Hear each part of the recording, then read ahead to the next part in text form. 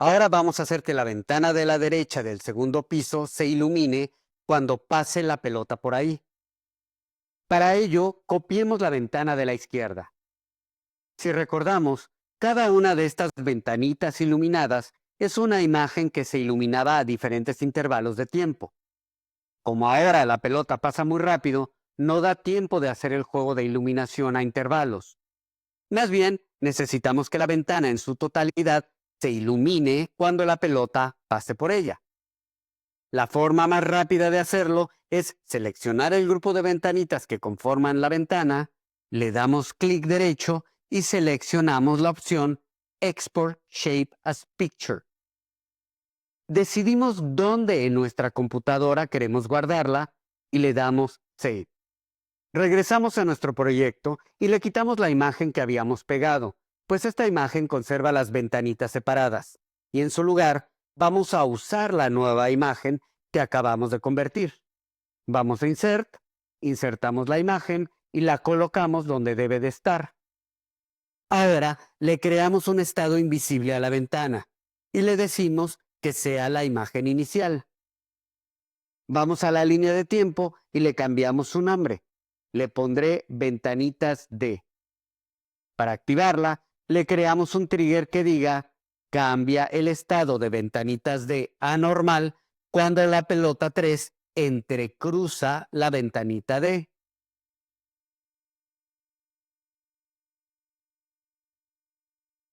Veamos el preview.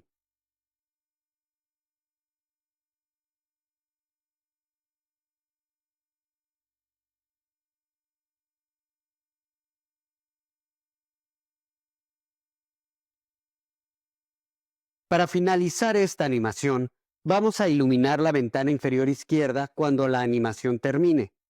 Lo haremos con el trigger que ya hemos aprendido, que es Object Intersects, o en español, entrecruzar un objeto. Y nos iremos más rápido. En este caso, vamos a crear dos imágenes diferentes de la imagen de la ventana cuando se ilumine. Una más transparente que la otra. Creamos la primera imagen de la ventana iluminada. Le cambiamos su color. Le rebajamos a 60% de transparencia y le creamos su estado invisible.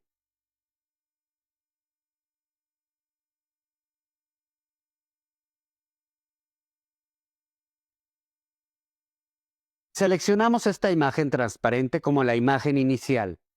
Regresamos a la línea de tiempo y le cambiamos su nombre. La llamaré ventana inferior izquierda. La segunda imagen yo ya la tengo lista en mi desktop para ahorrar tiempo. Es la imagen de las ventanitas que decidí colorearlas de amarillo y darles un 40% de transparencia. Esto es solo cuestión de estilo. La insertamos en el proyecto y la ubicamos donde debe de ir, que será sobre la ventana que llamé ventana inferior izquierda. Vamos a la línea de tiempo. Seleccionamos estado. Le creamos su estado invisible. Y como en la anterior imagen, le vamos a decir Storyline que esta sea la imagen inicial.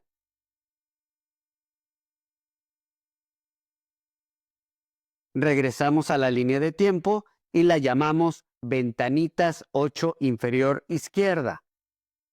Yo tiendo a hacer nombres muy largos, no es recomendable. Creamos los triggers. Creamos el primero para la primera imagen. Cambia el estado de la ventana inferior izquierda a normal cuando el objeto, en este caso la pelota, entrecruza la ventana inferior izquierda.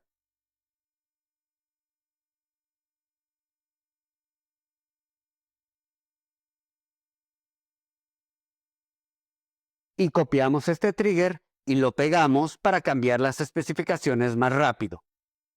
Cambia el estado de la ventanita 8 inferior izquierda a normal cuando la pelota entrecruza la ventana inferior izquierda.